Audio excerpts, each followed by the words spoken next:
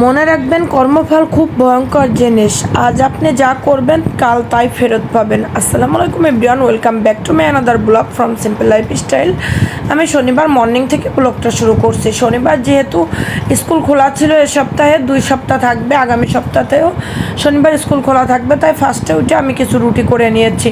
আসলে ভোরবেলা ওই টাইমে ঘুম থেকে উঠে আমার রুটির ভিডিওটা নিতে আমার অনেক বেশি খারাপ লাগে, আর প্রতিদিন তো সেম ভিডিও নেওয়ার কিছু না, এর জন্য কিছুদিন পর পর নিই। রুটিটা রেডি করার পরে সেই ভিডিওটা ক্লিপটা নিয়েছি। অনেকে আবার ভাবতে পারে যে আমি মাঝে মধ্যে বলি যে ফ্রোজেন রুটি রাখি, সবসময় হয়তো ফ্রোজেন রুটি খাওয়ানো হয়, বাট ইদানিং আমার ফ্রোজেন রুটিটা আমার করে রাখা হচ্ছে না। যেদিনেরটা সেদিনে, যেহেতু আমার বাবাটা 2বার রুটি খাচ্ছে, এর জন্য আর কি ফ্রোজেনটা থাকতেছে না, যেটুকু তৈরি করি শেষ হয়ে যায় আর কি। তারপর আমার বাবাকে সকালে নাস্তাটা রেডি করে দিয়েছিলাম। আমার বাবা তো রুটি আর মাংস হলে তার খেতে আর কোনো কিছুই লাগে না। আমি আমার বাবার স্কুলে গিয়েছিলাম, সেখান থেকে কিছু কাজ ছিল, সেগুলো শেষ করে আমি এখানে কিছু বাজার করে আনলাম। এই কাঁঠালটা গতকালকে আমি এনেছি। আমি ভাবছিলাম যে তরকারি রান্না করব। আমার বাবা দুটোই পছন্দ করে, কিন্তু ওনাকে একটু শক্ত কাঁঠাল খাবে, বললো যে থাক, তরকারি রান্নার দরকার নাই, আমি করবো আর কি, তরকারি রান্না করতে হবে না। এটা কি পাকবে? আমি বললাম হ্যাঁ অবশ্যই, এটা অনেক বতি কাঁঠাল ছিল, এর জন্য এটা তো পেকে যাবে। পরবর্তীতে এটাকে পাকানোর জন্য রাখা হয়েছে, এর জন্য। তারপরে আরও কিছু সবজি বাজার টুকিটাকি যা কিছু শেষ হয়েছিল সব কিছু আমি নিয়ে আসলাম। কাঁচকলা তো প্রচুর পরিমাণে রক্ত, যাদের শরীরে রক্ত কম তাদেরকে ডাক্তার কাঁচকলা খেতে বলে, প্রচুর আয়রন সমৃদ্ধ একটি খাবার। বাট সেই কাঁচকলারই দাম অনেকটা বেড়ে গিয়েছে, 40 টাকা হালি, 50 টাকা হালি। তারপর আমি গ্যাসের কথা বলে আসছিলাম দোকানে, আমার গ্যাস দিয়ে গেল, বাট এখনও পর্যন্ত সেই গ্যাসে আমি রান্নাটা করতে পারি নাই। গ্যাসটা রেগুলেটর লাগালে শব্দ আসতেছে আর কি, হয়তো গ্যাস হইতেছে, এর জন্য ওর মুখে আর কি একটা ওয়াশার দিতে হবে, ওইটা হয়তো একটু ক্ষয় হয়ে গিয়েছে, ওটা চেক করে নাই ভাই। গ্যাস দেওয়ার কথা বলে আসছিলাম আর টাকা দিয়ে আসছিলাম, তারপরে তো গ্যাস পাঠিয়ে দিয়েছিল। এখন তারপর বলতেছে যে ওইটা লাগাইতে হবে, লোক পাঠানোর জন্য। আমার বাবাকে আমি বলছিলাম, কিন্তু সে দোকানটাই খুঁজে পাচ্ছে না, সে আর কি গ্যাসের দোকানটাই চিনতেছে না। এত করে বলার পরেও বাবা আর ছেলে দুইজনেই সমান। একবার একটা জালতে, মানে এই যে একটা লাল একটা জালি আছে না আমার, যেটাতে আমি কোনো কিছু ঝরা দিয়ে করি, ছোট ছিদ্র, ওই জালিটা কেনার জন্য 3বার গিয়েছিল দোকানে বাবা ছেলে, তারপরেও পোলার চাল ঝরা দেওয়ার মতো একটা জালি তারা আনতে পারছিল না। এই হলো আমার অবস্থা। আমি গতকালকে একবার বাইরে গিয়েছি, আজকে কি আমার আবার সম্ভব? গ্যাস আনার পরেও আমি গ্যাসে রান্না করতে পারছি না। বিভিন্ন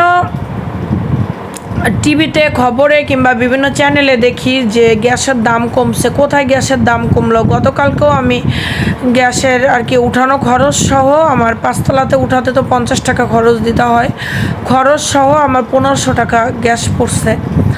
গ্যাস ছাড়া আসলে সম্ভব না চলা, যেহেতু ঝড় বৃষ্টির দিন বিদ্যুৎ থাকে না। তারপর বাসায় এসে আমি সব কিছু বাজারটা গুছিয়ে রেখে আমার বাবার জন্য শরবতটা রেডি করে রাখছিলাম। তারপরে হচ্ছে আমি এখানে মিষ্টি কুমড়া রান্না করব। এই কদিন তো অনেক দেখেছেন, মাছ মাংস অনেক কিছু রান্না করেছি, ডাবলও রান্না করেছি। কিছুদিন এখন একটু সবজি খাবো আমরা, তারপরে আবার বাজারে গেলে মাছ কিনে আনবো। আসলে আমি যেখানে থাকি এখানের বাজার থেকে আমার মাছটা কেনা হয় না, আমি 2টা বাজার থেকে মাছ কিনি, এর জন্য আর কি। ওইখানে গতকালকে যাওয়ার কথা ছিল, কিন্তু যেহেতু শনিবার ছিল এর জন্য যাওয়া হয় নাই। যাব 2-1 দিনের ভিতরে, 2-1 দিন একটু নিরামিষ খেয়ে দেখি। আর গরমে নিরামিষ তরকারি তো আসলে ভালো লাগে, শরীরের পক্ষেও ভালো। আর আমি ভিডিও করি, ব্লগ বানাই, এর জন্য যে আমাকে সব সময় মানে ভালো ভালো ভিডিও আপলোড করতে হবে কিংবা ভালো রান্না করতে হবে এটা কোনো কথা না। সবটাই ভালো মন্দ দুইটা নিয়েই মানুষের লাইফ, যেহেতু এটা আমার daily blog, daily life style. অনেক ভিডিওতে দেখি অনেকে কমেন্ট করে যে যেদিন একটু ভালো রান্না বান্না করে সেদিনই ভিডিও বানায়, বারবার এক ভিডিও আপলোড করে, বাট এটা আমার ভিতরে না। আমি যদি একটু মরিচ ভর্তা করেও খাবো সেটাও আমি ভিডিওতে দেখাবো। গতকালকে এভাবে আমি মিষ্টি কুমড়া রান্না করে নিয়েছিলাম। আর আগের দিনের যে টকের তরকারিটা রান্না করেছিলাম ওটা তো বিকালের টাইমে করা হয়েছিল, আর বিকালে বলতে কি দুপুরে খাওয়ার পরে, এর জন্য ওই তরকারিটা ছিল।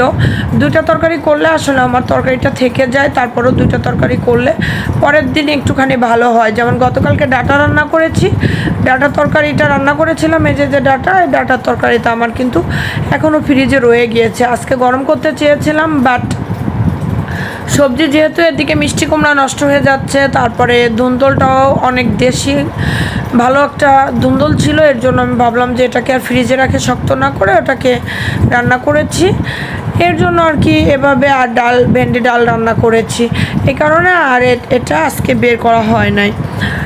আসলে এভাবে একটু মিলেঝিলে করলে ভালোই হয়, আর এই কারণে। তারপরে আমি দুপুরে কিন্তু আমাদের এই ডাঁটার তরকারিটা খাওয়া হয়েছিল না, মিষ্টি কুমড়ার টক দিয়েই আমরা মা ছেলে খেয়ে নিয়েছিলাম।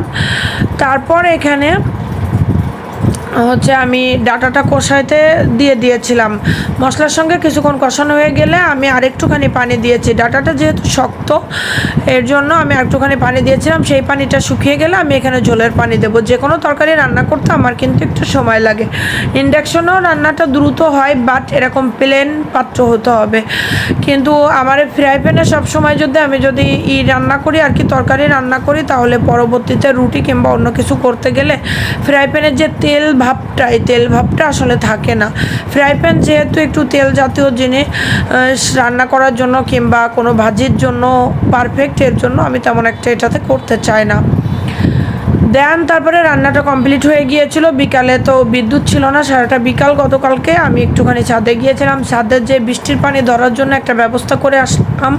ওই যে গ্রামের দিকে দেখছেন টিনের চাউলের সাথে একটা, ওটাকে কি যেন বলে, টঙের মতো, ওইটা হচ্ছে আমি আর কি আন্টিকে বলছিলাম, পরে আন্টি আমার করে দিয়েছে আর কি, উনি কিনে আনছে 2-3 দিন থেকে, আমাকে বলছিল, সেটা আমি একটু ছাদে যেয়ে ঠিক করে রেখে আসলাম। আমি মানুষের এটাতে আমিও পানি নিতে পারবো, কারণ ওই টাঙ্কির ছাদের থেকে পানি নিতে আমার একটু ঘৃণা লাগে। ছাদে কেমন যেন একটু ফিল হয়, বাট টিনের যে আমি করে রেখে আসছি, ওইটা থেকে পানি, বৃষ্টি হলে বৃষ্টির পানিটা ধরলে একেবারে ফ্রেশ পানিটা আসবে। টং বলে হয়তো, মেবি। যাই হোক, তারপরে সন্ধ্যায় চা করে নিয়েছিলাম। চায়ের কালারটা মাশাআল্লাহ আজকে অনেক সুন্দর এসেছে। আমি ইদানিং একটু আদা আর এলাচ দিয়ে চা খাওয়া শুরু করছি। আমার কাছে ফ্লেভারটাও যেমন ভালো আসে, খেতেও অনেক বেশি মজা হয়। আর আমার বাবাকে এভাবে একটা ডিম দিয়ে স্যান্ডউইচ করে দিয়েছিলাম। এভাবে খেতে তো আমার বাবাটা সস দিয়ে অনেক বেশি পছন্দ করে। যাই হোক, এভাবে গতকালকে দিনটা শেষ করেছিলাম। তারপর আমার বাবাকে নিয়ে পড়াতে বসছিলাম।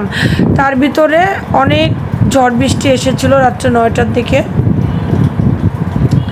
এর জন্য একটুখানি দেরি হয়ে গিয়েছিল পড়াশোনা সব কিছু মিলায়ে। আমি মানুষের কখনো ক্ষতি হবে কিংবা ক্ষতি করার চেষ্টা করি না, মানুষের উপকার করার চেষ্টা করি। তারপরও দেখবেন যে মানুষের উপকার করার চেষ্টা করবে সেই সবার কাছে খারাপ থাকবে এবং খারাপ ভাববে মানুষ থাকে। আল্লাহ হাফেজ, ভালো থাকবেন সবাই, সুস্থ থাকবেন, আমাদের জন্য দোয়া করবেন এবং নেক্সট ভিডিওর জন্য অপেক্ষা করবেন।